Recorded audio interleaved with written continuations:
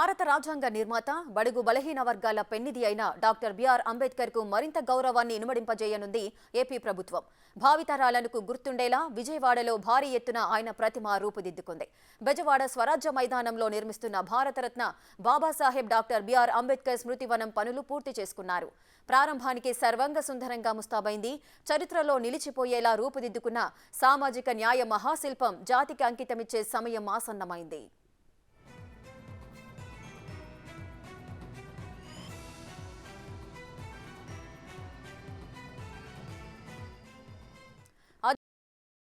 రూపుదిద్దుకున్న ఈ స్మృతివనం పనులను మహాయజ్ఞంలా పూర్తి చేశారు.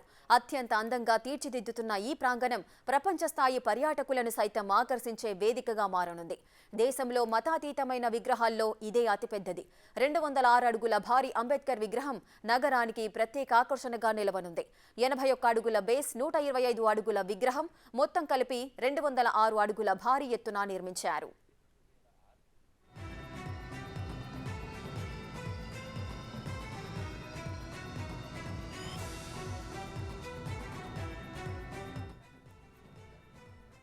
ఈ అరుదైన అంబేద్కర్ సామాజిక న్యాయ విగ్రహాన్ని ముఖ్యమంత్రి వైఎస్ జగన్మోహన్ రెడ్డి ఇవాళ ఆవిష్కరించనున్నారు. స్మృతివనాన్ని వీక్షించేందుకు రేపటి నుంచి సామాన్య ప్రజలకు ప్రవేశం కల్పించనున్నారు. ఇవాళ సాయంత్రం 4:30 గంటలకు తాడేపల్లి నివాసం నుంచి బయలుదేరి ఇందిరాగాంధీ మున్సిపల్ స్టేడియం చేరుకుంటారు సీఎం జగన్. అక్కడ సామాజిక సమతా సంకల్ప సభలో పాల్గొని ప్రసంగిస్తారు. అనంతరం స్వరాజ్ మైదాన్ చేరుకొని అంబేద్కర్ విగ్రహావిష్కరణ కార్యక్రమంలో పాల్గొంటారు. కార్యక్రమం అనంతరం తాడేపల్లి నివాసానికి చేరుకుంటారు.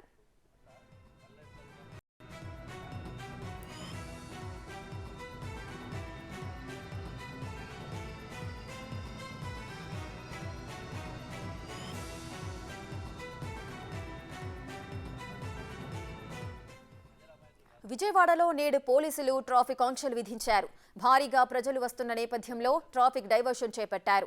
పాత బస్టాండ్ నుండి బెంజ్ సర్కిల్ వరకు బందర్ రోడ్డు మూసివేశారు. ఉదయం 6 గంటల నుంచి రాత్రి 9 గంటల వరకు బందర్ రోడ్లో ఈ ఆంక్షలు అమలు చేస్తున్నారు.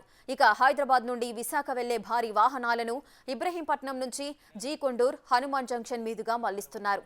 విశాఖ నుంచి చెన్నై వెళ్లే వాహనాల్ని కూడా హనుమాన్ జంక్షన్ బైపాస్ మీదుగా గుడివాడ, అవనిగడ్డ, రేపల్లె, చీరాల, ఒంగోలు మీదుగా పంపిస్తున్నారు. గుంటూరు నుంచి విశాఖ వెళ్లే వాహనాల్ని బుడంపాడు నుంచి తెనాలి, వేమూరు, అవనిగడ్డ, గుడివాడ జంక్షన్ మీదుగా, చెన్నై నుంచి హైదరాబాద్ వెళ్లే వాహనాల్ని బాపట్ల జిల్లా మేదరమెట్ల, అద్దంకి, పిడుగురాళ్ల, మిర్యాలగూడ మీదుగా మళ్లించారు.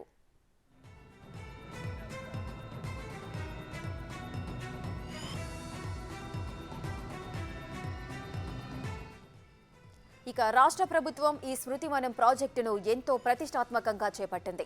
18.18 ఎకరాల్లో దాదాపు 404.35 కోట్ల రూపాయలతో ఈ పనులను చేపట్టారు. ఇందులో అందమైన గార్డెన్ను రూపొందించారు. ఎంఎస్ అసోసియేట్ సంస్థ డిజైన్లు రూపొందించింది. అంబేద్కర్ విగ్రహం పనుల కోసం రూపొందించిన ప్రాజెక్టు పనులకు దేశీయ మెటీరియల్నే ఉపయోగించారు. ప్రత్యేకంగా అందమైన గార్డెన్, వాటర్ బాడీస్, మ్యూజికల్ ఫౌంటైన్లు, చిన్నపిల్లలు ఆడుకోవడానికి, వాకింగ్ చేసుకోవడానికి వీలుగా తీర్చిదిద్దారు. పార్కింగ్ సౌకర్యం కల్పించారు.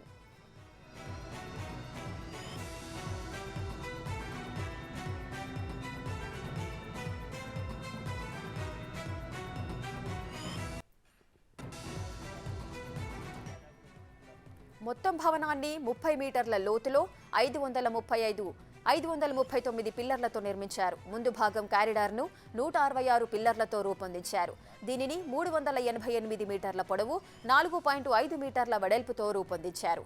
ఇందులో ఆయన జీవిత చరిత్ర తెలిపే 38 ఘట్టాలను ప్రదర్శించేలా ఆర్ట్ వర్క్ ఏర్పాటు చేశారు. సాంఘిక సంక్షేమ శాఖ మంత్రి మేరుగ నాగార్జున చైర్మన్గా 8 మంది మంత్రులతో ప్రభుత్వం సబ్ కమిటీని ఏర్పాటు చేసింది.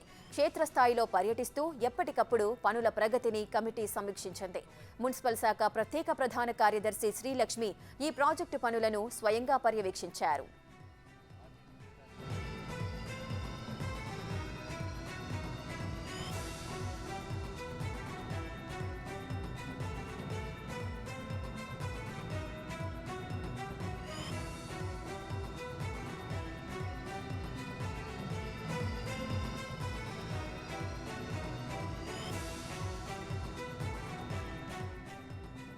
విగ్రహం బేస్ కింది భాగంలో గ్రౌండ్, ఫస్ట్, సెకండ్ ఫ్లోర్లుంటాయి. గ్రౌండ్ ఫ్లోర్లో 4 హాల్స్ ఉంటాయి.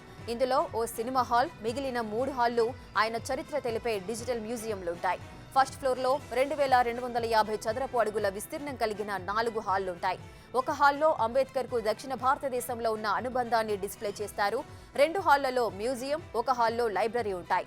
ఇక సెకండ్ ఫ్లోర్లో 1000 చదరపు అడుగుల విస్తీర్ణంలో 4 హాళ్లుంటాయి. వీటిని లైబ్రరీకి వినియోగించాలనే ప్రతిపాదన ఉంది.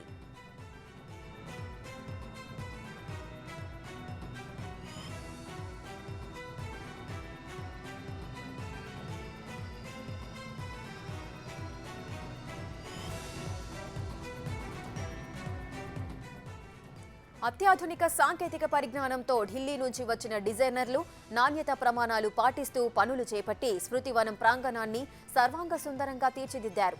అంబేద్కర్ జీవిత చరిత్ర తెలిపే డిజిటల్ మ్యూజియంను 75 మంది సిట్టింగ్ కెపాసిటీతో అత్యాధునిక టెక్నాలజీతో రూపొందించారు. ఇది ప్రపంచంలోనే అంబేద్కర్ జీవిత చరిత్ర తెలిపే అతిపెద్ద మ్యూజియం.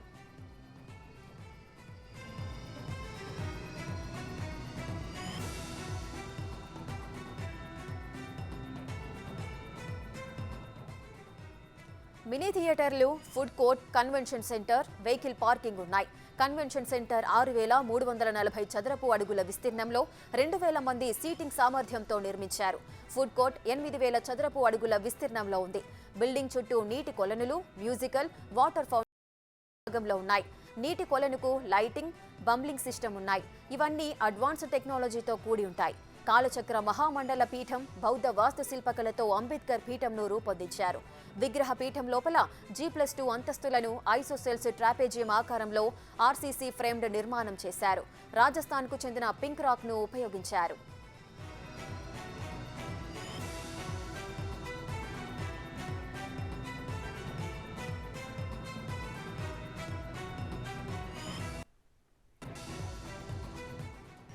అంబేద్కర్ జీవిత చరిత్ర తెలిపే 38 ఘట్టాలను ప్రదర్శించేలా ఆర్ట్ వర్క్ ఏర్పాటు చేస్తున్నారు. అంబేద్కర్ జీవితంలో బాల్యం, విద్య, వివాహం, ఉద్యోగం, రాజకీయ జీవితం, పోరాటాలు, రాజ్యాంగ నిర్మాణం ఛాయాచిత్రాలను, ఇతర వస్తువులను ప్రదర్శించే మ్యూజియం ఏర్పాటవుతోంది. ఆర్టిఫిషియల్ ఇంటెలిజెన్స్ ద్వారా మనం ఏదైనా ప్రశ్న అడిగితే ఆయనే సమాధానమిచ్చే అనుభూతి వచ్చేలా వీడియో సిస్టమ్ ఏర్పాటు. విగ్రహాన్ని హనుమాన్ జంక్షన్ వద్ద శిల్పి ప్రసాద్ ఆధ్వర్యంలో కాస్టింగ్ చేశారు. స్థానిక కూలీలతో పాటు ఢిల్లీ, బీహార్, రాజస్థాన్ నుండి వచ్చిన 500 నుంచి 600 మంది కూలీలు 2 ఏళ్ల పాటు 3 షిఫ్టుల్లో పనిచేశారు. ఈ పనులను 55 మంది సాంకేతిక నిపుణులు పర్యవేక్షించారు.